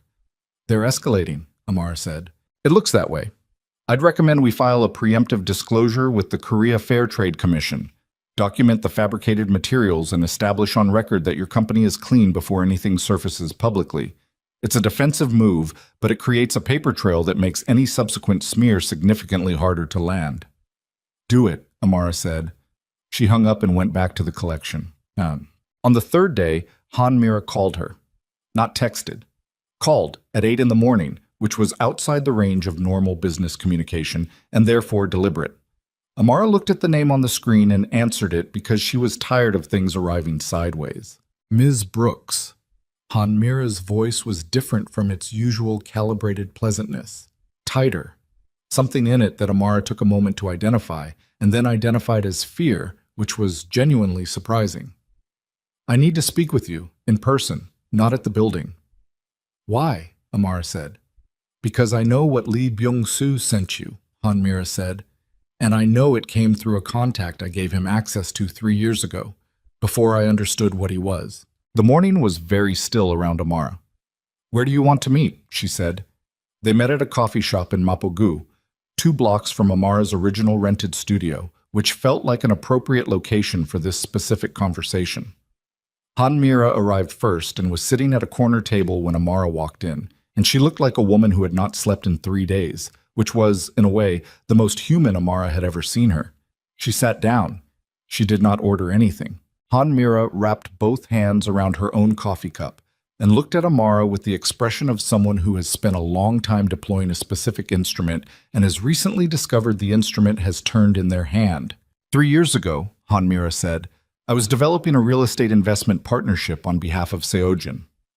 I met Lee Byung-soo through an intermediary who presented him as a legitimate developer. I provided him with access to Seojin's vendor and contractor network. I didn't know what he was. She paused. When I found out, I ended the relationship. But he kept the access I'd given him, contacts, a back channel into Seojin's administrative systems. I thought the exposure was minor. I was wrong. He used your back channel to get partial access to the trust documentation, Amara said. Yes. Han Mira looked at her coffee. I found out yesterday, one of our internal compliance monitors flagged an anomalous access pattern from 14 months ago that we only identified when we went looking for it. She looked up. He's been sitting on that partial access for over a year, waiting for the right moment to use it. And the right moment was my launch, Amara said. Yes. A pause. I went to Taehyun last night. I told him everything. Amara looked at her. How did that go? Han Mira was quiet for a moment. He was controlled, she said. He's always controlled. But I've known him for 12 years, and I know what controlled looks like when it's containing something significant. She set down her cup. Ms. Brooks, what I said to you in the corridor and in your studio, the first week, I said those things because I believed I was protecting the structure of something important. I believed I was being realistic. You were being territorial, Amara said. Han Mira met her eyes. Yes, she said. That too. And now you're here because your miscalculation created an exposure that hurt someone you actually work for, Amara said. So this is damage control. Partly, Han Mira said, and partly because the woman in those photographs, working alone at midnight in a studio she built from nothing, deserves to know what I did and why, from me, before she hears it in a room full of other people. Amara looked at her for a long moment. The coffee shop ran its ordinary morning around them, people coming in, ordering, leaving, the city making its usual case for continuity. I appreciate you telling me, Amara said. I need you to understand that the appreciation has nothing to do with whether I forgive you for the other part. Hanmira nodded once. I understand that. And I need you to tell me, Amara said, everything Lee Byung-soo has access to, everything he might still be able to use, because I have 4 weeks until the launch, and I am not letting what I've built be destroyed by a territorial dispute in a world I didn't choose to be adjacent to. Hanmira pulled out a folder. It was thick. It had been prepared before the meeting, which meant she had come here intending to give it, not just intending to confess. That told Amara something about who Hanmira actually was. Not the careful predator of the corridors, but something more complicated than that. A woman who had made a mistake and was bringing the materials to fix it rather than simply apologizing and walking away. She took the folder. She was in the studio at 9 that night when Tae-hyun arrived. She'd known he was coming. She'd felt the day bending toward this particular conclusion the way you feel weather, the specific pressure of something that has been gathering and is about to break. He knocked, which he'd never done before, always having used the keycard access, and that small change in protocol told her something about what he was carrying when he came through the door. She was standing at the north wall looking at the collection.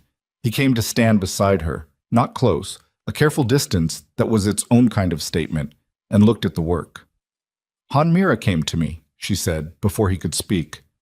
I know, he said. She told me she was going to. She gave me everything Lee Byung-soo has access to. My lawyer is working with it. I know that too. He was quiet for a moment. Byung-soo withdrew the documentation this afternoon. The original email was pulled from the servers it had been staged on. The access channel Hanmira gave him 3 years ago has been closed. He paused. It's handled. She turned to look at him. How? He was reminded, Tae-hyun said, that the exposure he carries is significantly larger than any leverage he thought he had over me, and that the person he targeted was not someone whose disruption would go unaddressed.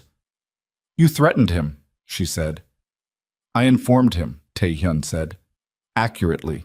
She looked at his face in the studio light, the tiredness in it, the same tiredness she'd seen 3 days ago, but deeper now, the kind that came from sustained pressure and something else, something that looked, from this distance, like a man who had spent 72 hours holding something up that was very heavy and was still holding it. The collection is complete, she said. He looked at the north wall, at the 12 pieces, the photographs of the construction, the color studies, and the drape tests and the final specifications. He looked at it the way he'd looked at it the first time he'd come to the studio, with the specific attention of someone who understood they were in the presence of something real. It's extraordinary, he said. I know, she said. I'm not being vain. I know what it is. I know you do, he said. She turned to face him fully, and he turned to face her, and they stood there in the studio at 9 in the evening with the city below them and the collection behind them and the accumulated weight of everything that had happened in the last 3 months between them like a third presence in the room. I need to ask you something, she said, and I need you to answer me without the version of the answer that protects me from the answer. Ask, he said. If I walk away from this, she said, from the house, the studio, everything, if I take what the company has earned so far and rebuild somewhere else, without the Kang family structure, without any connection to your world, would Lee Byung-soo follow? Would anyone like him? Would being someone you know make me a permanent target? The question was specific and honest and cost her something to ask. He received it without deflection. If you walked away now, he said, you would walk away with whatever you've built, and no one from my world would follow you because you would be demonstrably unconnected to me and there would be no value in the targeting. He paused. That's the honest answer. Okay, she said. But, he said, and his voice had changed, still level, but carrying something underneath it now that he was letting surface for the first time without the full architecture of containment over it. I want you to know something before you decide anything. What I told you at dinner, the second dinner, when you said this was becoming a habit and I said 2 times is enough to qualify, I meant that differently than a business observation. She looked at him. I have not brought anyone to that restaurant in 7 years, he said. I sent you a photograph of the river at 4 in the morning because I was standing there and I wanted you to see it, which is not a thing I've wanted before with anyone. I measured your drafting table because I wanted the studio to be right for you, which has nothing to do with business. He looked at her steadily.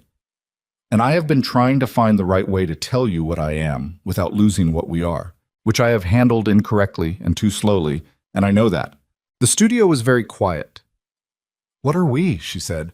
I'd like that to be a conversation we have when you're not 4 weeks from a launch that has just survived an attempted sabotage, he said.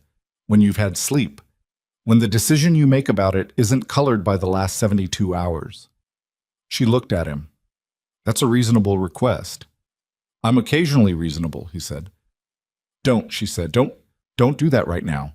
He stopped, the brief levity gone. I know, he said. I'm sorry. She turned back to the north wall. The collection looked back at her.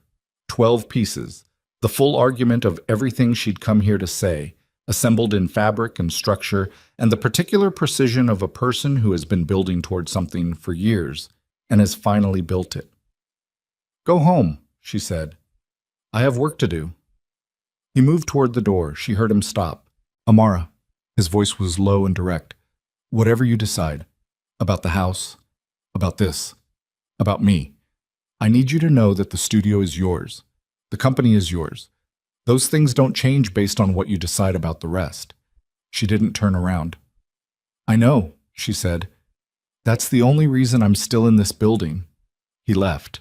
She stood alone in the studio at 9:15 in the evening with the collection on the walls and the city running below her, and 4 weeks to the launch and the very specific sensation of a person who is standing at the exact center of everything they've worked for and everything they're afraid of simultaneously, with no clean way to separate the two and no longer being sure they want to. And she worked until 2 in the morning, not because the work required it. The collection was complete, had been complete in the essential sense for 3 days. The 12 pieces hanging in the studio with the quiet authority of things that had been argued into existence and had won the argument. She worked because stopping meant the thoughts that had been running parallel to everything else all day would move to the center, and she wasn't ready for that yet. She needed another hour of her hands doing what her hands knew how to do before she let herself sit with what she actually felt. At 2:15, she put down the pencil. She sat at the drafting table in the dark studio, the city below still running its particular overnight version of itself, and let the thoughts come. She thought about a girl on the south side of Chicago taking apart a coat she'd found in a church sale bin, not to ruin it, to understand it, to see what decisions had been made inside the seams. She thought about the Art Institute and the particular exhaustion of being one of 7 black students in a program of 80 and having to decide every day whether to spend energy on that fact or on the work, and having chosen the work every day, and whether that choice had been strength or survival or both.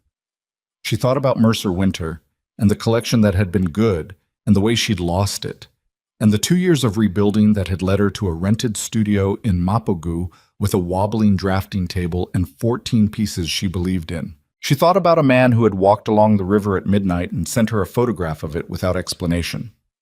She thought about what it actually cost to be the kind of woman who built things in rooms that weren't built for her, and whether the cost was fixed or whether it changed depending on who was in the room with her. At 2:40, she turned off the studio lights and went home. The launch was in 4 weeks, then 3, then 2. In that interval, the world compressed into the specific tunnel of a person in final preparation. Fittings, adjustments, the press preview she ran on a Tuesday afternoon for 12 editors and buyers who came in with the particular cool assessment of people who had seen everything and left with something different in their expressions, something warmer than professional interest, something closer to genuine surprise. She saw it and filed it and kept moving. Soojin cried after the press preview. Silently, at the cutting table, turned away, and Amara pretended not to notice for 2 minutes, and then put a hand on her shoulder and said, "Don't start. I need you functional for 2 more weeks."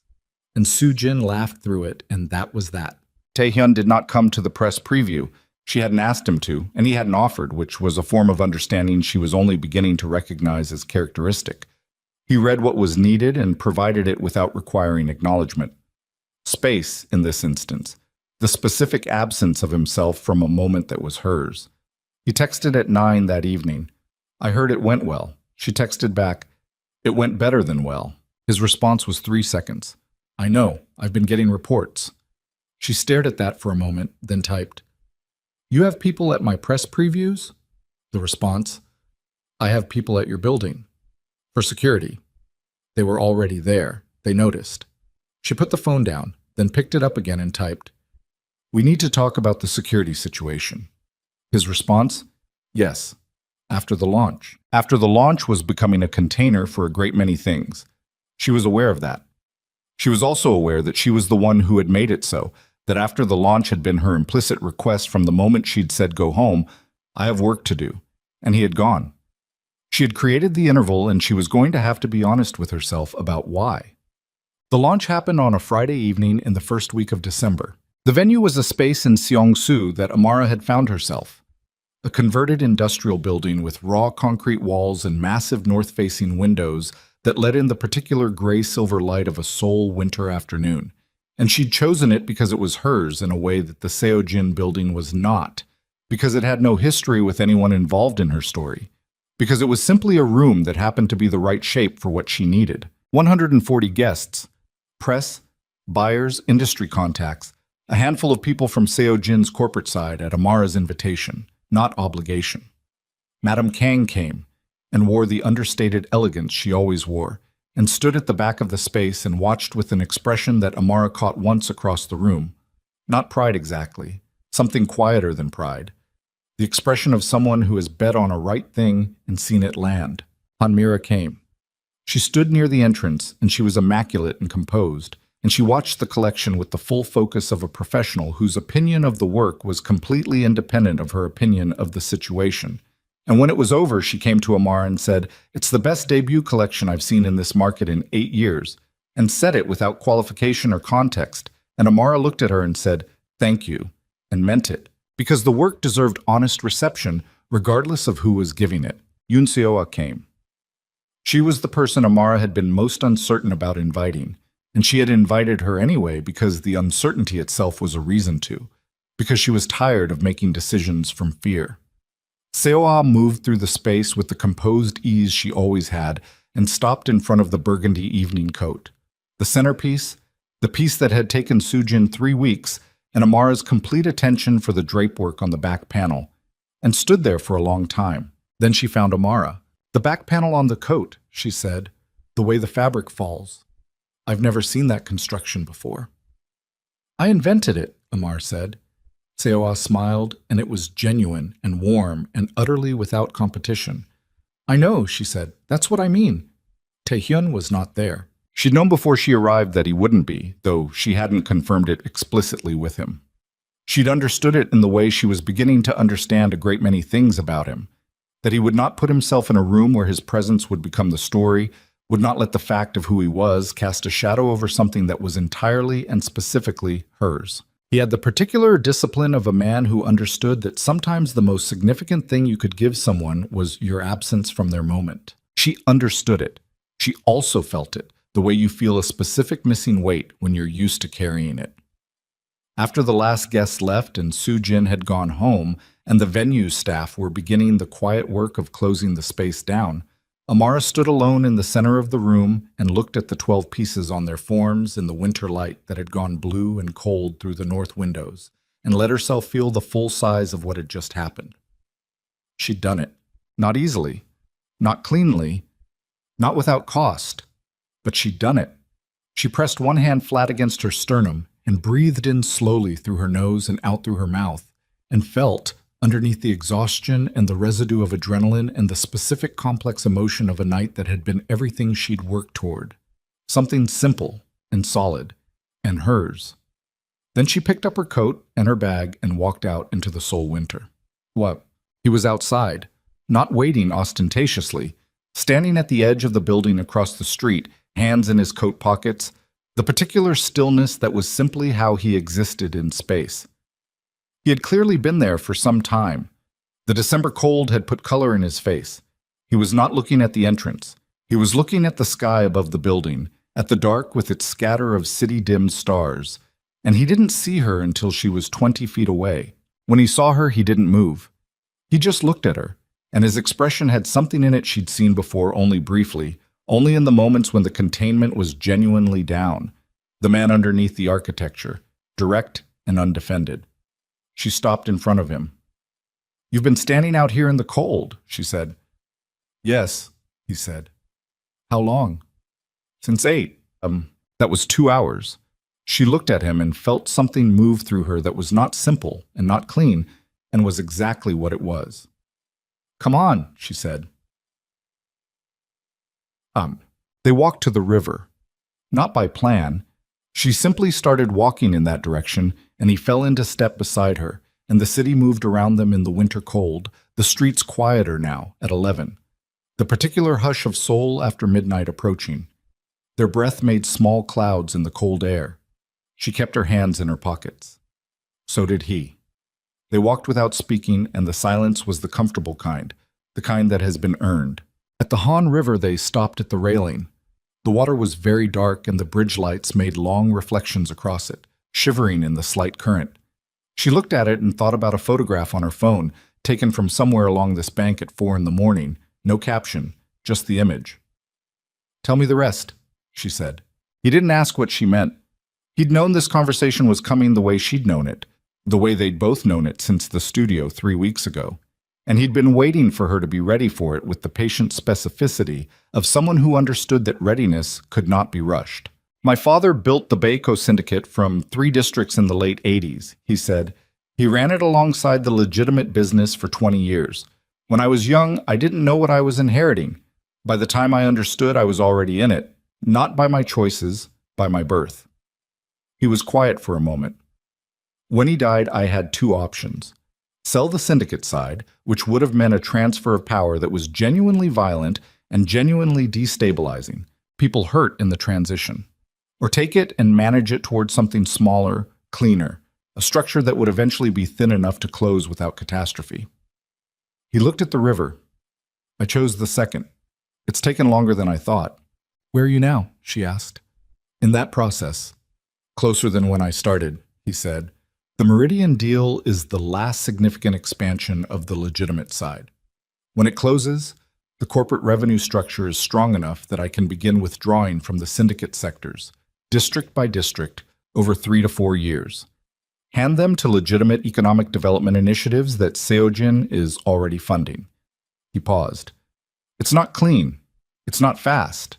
But it ends. She looked at the river. And in the meantime, I manage it as carefully as I can, he said, and I keep the people I care about away from it. You kept me away from it, she said, by not telling me. Yes, he said. Which was wrong. I know it was wrong. I told myself I was protecting you, and I was also protecting myself, protecting the possibility of you from having to be tested before I was ready for the test. He looked at her. I was afraid that if you knew, you'd make the rational decision and leave, and I wasn't prepared for that. She turned to look at him. He was watching her with the complete attention she had come to understand as simply who he was, the man who listened when she talked, who measured a drafting table and fixed a bracket and sent a river photograph at 4 in the morning, who had stood outside in the December cold for 2 hours rather than walk into a room that was hers. I want to tell you something, she said. Tell me. When I came to Seoul, she said, I came to build something that was mine. Not mine in the way that things are yours when someone gives them to you. Mine in the way that things are yours when you've made them from what you actually have, from your actual hands and your actual thinking. She looked at the river. I've done that. The collection is real. The company is real. I made it in your building with your mother's money and a pattern maker you helped me find, and it's still mine. That's not a contradiction. That's just how things get built. Not in a vacuum, but in the world, with what the world offers. Yes, he said. And I want to ask you something, she said, before I say anything else, the honest version. Ask, he said. Am I a pressure point for you? She said. Like Lee Byung-soo thought I was. Am I... Does being someone you care about make me a permanent exposure in your world? He was quiet for a moment, a real moment.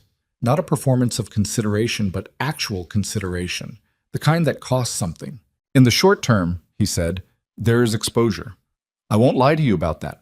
Anyone connected to me is visible in my world, and my world has adversaries. The security at your building is not theater. He paused. In the long term, 3, 4 years, if the process I've described goes the way I intend, the exposure decreases substantially every year. I can tell you that the structure will be different. I can't tell you it will be 0. Is it 0 for anyone? She said. No, he said. It's not 0 for anyone. She nodded slowly. The river moved below them in the dark. Then here's what I need you to understand, she said, and she turned to face him fully, in the cold, in the winter air with the river behind her and the city lights above. And she felt the full weight of the decision settle into her, the way real decisions settle. Not with drama, but with the specific gravity of something that has found its right position. I am not a woman who makes decisions from fear. I did that once. I lost a collection and a job and 18 months rebuilding myself, and what I learned was that making decisions from fear costs more than making them from the truth. She looked at him directly. The truth is that I know what you are. I know what your world is. I know it's not clean, and I know it's not simple, and I know that the version of this that involves you will cost me things that the version without you wouldn't. She paused. I also know that I spent 3 months trying to build distance from you, and the distance failed completely, which is its own kind of information. But he was very still. I'm not asking you to be something you're not, she said. I'm not asking for a promise about what your world becomes in 4 years. I'm telling you what I actually know right now, which is that you are the most honest, dishonest man I have ever met. Which sounds like a contradiction and isn't. Her voice was steady. You kept things from me. You should have told me sooner, but you have never once said a thing to me that wasn't true. And in my experience, that is rare and more important than people realize. He breathed in slowly. His eyes were on hers, and they did not move. What are you telling me? He said. Quiet, careful, the voice of someone who is not going to assume and is not going to ask for more than what is being given. I'm telling you, she said, that Thursday works. The city ran around them. The river moved. The winter cold was significant, but neither of them moved against it, standing at the railing with the accumulated weight of everything between them and the specific lightness that comes on the other side of a thing you've been carrying for a long time. He reached out and took her hand, not with urgency, not with the contained relief of someone who has been waiting, just a direct, quiet claiming of the thing that was there. His hand was cold from standing outside for 2 hours, and she felt the cold of it and did not mind. They stood there for a while. The river ran below them. Quote, in the weeks that followed, things resolved in the way that things resolve when the crisis is over and ordinary life reasserts its claim, not with fanfare, but with the incremental return of normal texture. The KFTC filing her lawyer had submitted became a public record, establishing clearly and permanently that her company's founding structure was clean and independent. The fabricated documentation Lee Byung-soo had commissioned was never made public. Certain things happened in certain rooms that Amara was not present for and did not ask about in detail. And Lee Byung-soo's Chongwol network began a quiet retreat from 3 northeastern districts that continued over the following months without resolution in any public record. She understood the shape of it without needing the specifics, which was a form of acceptance she had arrived at deliberately, not by default. Han Mira resigned from Seojin Group in January. The resignation was framed as voluntary, which it partially was. She had gone to Taehyun after the launch and said what she needed to say, taken full responsibility for the access she'd inadvertently given Byung-soo, and submitted her papers. She went to a competitor firm in Busan, where she was apparently very good at her job, because she had always been very good at her job, and where, Amara understood through indirect channels, she had started again with a slightly more honest assessment of her own role in the things that went wrong around her. Yoon Seo-ah sent a note 3 days after the launch. Handwritten, brief. It said, in case you were ever uncertain, there was nothing there, there was never anything there. He talked about you the way people talk about things they've already decided. I thought you should know. Congratulations on the collection. It's magnificent. She signed it with her name and nothing else. Amara kept the note. Madam Kang came to the studio on a Wednesday morning in late January, unannounced but somehow not unexpected, and sat across from Amara at the drafting table and drank tea and looked at the early sketches for the second collection that were beginning to appear on the north wall. She said nothing about them for a long time. Then she said, "The second one is always where you find out what the first one actually was. A beginning or a peak." She looked at Amara. "I've been watching this industry for 30 years. This is a beginning." Amara looked at the wall. "I know," she said. Madame Kang set down her cup. "My son is happier than I've seen him since before his father died," she said. "I'm not telling you that to add weight to anything. I'm telling you because it's true and because you've earned the truth." She stood. "The second collection will be stronger than the first. I'm certain of it." She left. Amara sat at the drafting table and looked at the north wall for a long time, at the early shapes of what was coming next, the new argument she was beginning to construct in fabric and form, and the particular precision of someone who has learned what they're doing well enough to take risks with it. They went back to the restaurant on a Saturday night in February. The same table by the window, the same dark ribbon of the Han River below, the same staff who moved with the quiet precision of people who had been doing this for a long time and knew how to make a room feel like the only room. She had been here twice before. Once when she didn't know what she was walking into, and once when she did. This time, she sat down knowing exactly where she was and who she was with, and the knowledge made the room different, not smaller, just more specific, the way familiar things become specific rather than diminished when you know them well enough. Taehyun sat across from her. He was in a dark suit without a tie, which was simply how he dressed when he dressed for the evening. And he looked at her across the table with the complete attention that was simply how he looked at things he was paying attention to. And she looked back at him without the careful architecture of distance she'd spent months building and dismantling. "You're staring," he said. "You stare constantly," she said. "I'm catching up." Something moved across his face. Not quite a smile. More than that and less formal. The particular expression of a man who has been contained for a very long time and has recently discovered that there is a specific person in front of whom containment is both unnecessary and impossible. The food came, they ate, they talked about the second collection, about the Meridian deal which had closed in January and was already reshaping the Northeastern District economies in the ways he'd described, about Chicago and Seoul, and the particular question of what it means to belong somewhere you didn't start. They argued about coffee again, for old time's sake, and she won again, and he admitted it with the same accurate directness that had undone her the first time. At some point the restaurant emptied around them and the staff began their quiet closing work, and neither of them moved to leave. "I need to ask you something," he said. "Ask," she said. He looked at her across the table with the specific gravity of someone who has thought about a thing for a long time and has arrived at the moment of saying it not because the moment is perfect, but because it is real. He reached across the table and his hand covered hers on the white cloth, warm now, the December cold a long time ago. "I have not been uncertain about this for a long time," he said. "I want you to know that. What I've been uncertain about is the right way to say it, the right moment, whether I had earned the right to ask. I've been waiting until I could offer you something that was equal to what you've built." He paused. "I've come to understand that waiting for perfect conditions is a way of not deciding, and I have never respected people who don't decide." She looked at him. Her hand was still under his, and she had not moved it. "I want to build a life with you," he said. "Not alongside you, not in the adjacent way of two people who are important to each other but live in separate architectures. I mean, completely. I mean the kind of permanence that has a specific name." He looked at her steadily.